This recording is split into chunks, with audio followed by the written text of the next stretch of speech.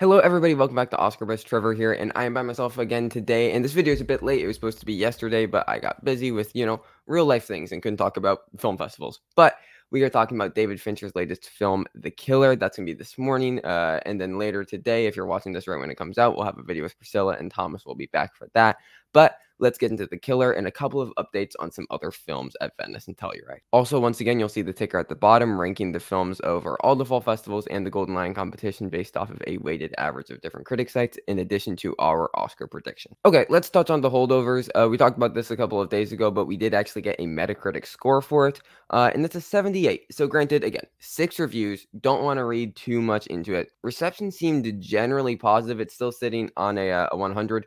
On Rotten Tomatoes, but the critics average is right around this mid-70s range. So not the most positive with critics, still just generally well liked. But it does really seem like this is going to be much more of a crowd-pleasing film, not necessarily a critic film.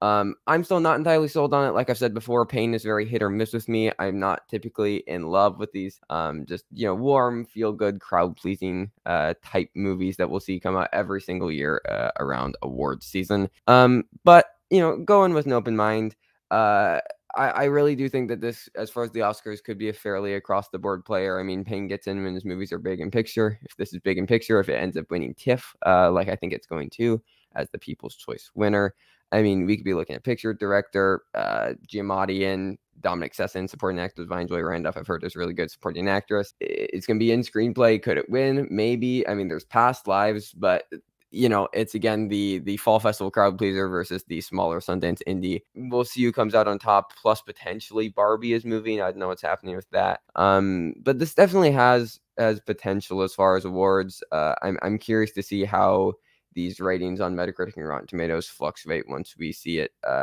go to a place like TIFF and more eyes are on it. So it'll just be something interesting to keep an eye on. Similarly, we have Nyad here. I talked about this yesterday. Not really looking forward to it the most. It's got a 100, but look at this average. It's only a 6.2 average. The letterbox curve isn't looking great. It's a lot of 4s, 5s, and 6s. We don't have a Metacritic yet, but I'd assume it's going to end up in this low 60, high 50 range. It seems like people are enjoying the performances, but it looks kind of clunky. It doesn't look like that great of a film. Again, if you've seen the clip, I don't really know if there's that much here. For awards, it's Benning and or Foster or bust. And as of now, I'm leaning towards bust just because, I mean, actress looks incredibly stacked. I mean, Emma Stone's kind of announced herself as a potential, winning contender. So now we have I mean, Carey Mulligan can win. She's my current winner as of now, but anything can happen because you got Emma Stone. You still have Fantasia Barrino. What if The Color Purple's big? What if Sandra Hüller just becomes a critic starling and that just happens? Plus, by the way, Greta Lee and Margot Robbie are still there. Natalie Portman maybe can squeeze in. I don't really know where there's room for Annette Bening to get in here. So just a stacked category. This would have needed to get a lot more positive reception. This a 6.2 means that everybody's reviews are hovering in that 6 to 7 range. So it doesn't seem like anything too special. Will probably get forgotten about a couple months after. Maybe this picks up a random Globe or SAG nom for the actresses. All right, the big story of the day. Let's talk about The Killer. This is David Fincher's new film. It premiered at the Venice International Film Festival. He had some questionable things to say about the strike, saying that he could see both sides. That's a thing that he said, which is, I guess a thing that he said. Links in the description to go support the second WJ strikes. There's that. So anyways, 74 on Metacritic. Seems like a bit underwhelming. I know people are calling this a bit cold, which I don't know what else you were necessarily expecting from a Fincher film, but it seems fair enough. Like, it just doesn't really seem like this movie is doing that much for someone who's going to be really into this type of story and this type of theme and tone in a film. It's just like this cold killer, and then he has to do a mission or whatever, and then overcome something emotionally, and then it's really sleekly shot, and it's a lot of monochrome tones, and the sound and the editing are really tight, and like it feels like a Netflix film. It feels like a streaming film, which isn't always a good thing. And I really don't see this making that much of a splash. It feels like it's just going to be one of Fincher's least memorable films in a while. As far as awards, actor feels so tight right now. Which again, I never want to say that we have A5 this early on, but like, tell me who's missing. Tell me who's missing out of Cillian Murphy, Bradley Cooper, Paul Giamatti, Leonardo DiCaprio, Colman Domingo. I genuinely can't come up for a good reason why any of them would miss. So I really don't think that Fassbender can be a thing. I've heard that Tilda Swinton isn't even used that well. Maybe the sound or engineer score, but I don't think that this has to get any nominations. I mean, we see a 91 here. 7.6 though isn't fantastic. It's decent. It's right around the same here as this Metacritic score of a 74. So still, moderately, I guess, excited to see it. Fincher's not always entirely my thing.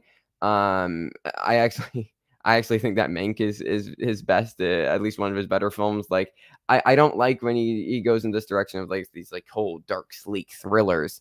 That just isn't the type of film for me. I'm sure it is for a lot of people, and I'm sure that there will be a lot of Fincher fans that are happy with this. But just on a personal level and as far as an awards level, I think that this is going to be largely a non-factor for this year. One last thing that I actually wanted to touch on is this film, The Beast, by Bertrand Bonello. Apparently it's like this high concept sci-fi romance drama thing. It's starring Lea Seydoux, who you'd know from a bunch of different things. Also, it's George McKay from 1917. So it seemed like an interesting cast. These reviews seem pretty decent.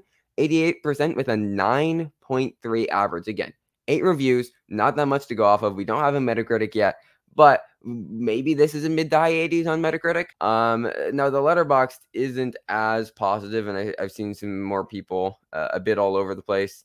It has a 3.4 as of now, and apparently it's a bit all over the place. And it's just kind of a crazy film. And there's a lot that works, and for the people who it works for, it's going to really work. But overall, it's just not entirely. It's a bit weird, I guess, is what I'm trying to say. It's going to be a bit of a weird film. But I don't know if this will necessarily even be a thing as far as the Oscars per se, but it could be something to keep an eye on for the Golden Lion. And some of the reactions have me intrigued. Some of the reactions do have me intrigued.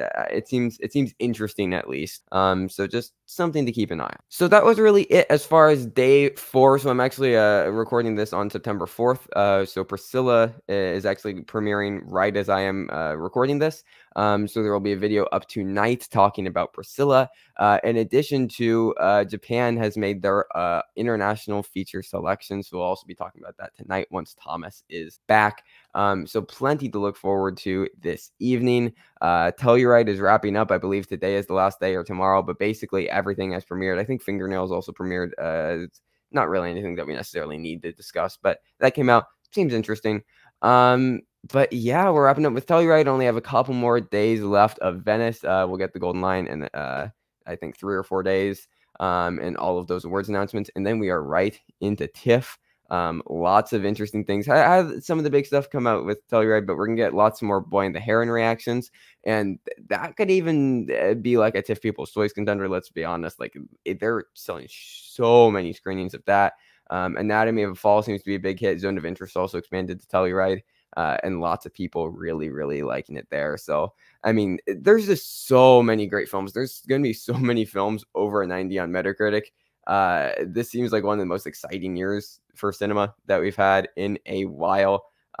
So lots and lots of stuff to enjoy. But we'll continue talking about that and everything that's coming out of the fall festivals and how it's affecting our Oscar predictions and what we're just the most excited to see later this year, because awards aren't everything. They're fun. They aren't everything. At the end, we're all here for movies because we love movies.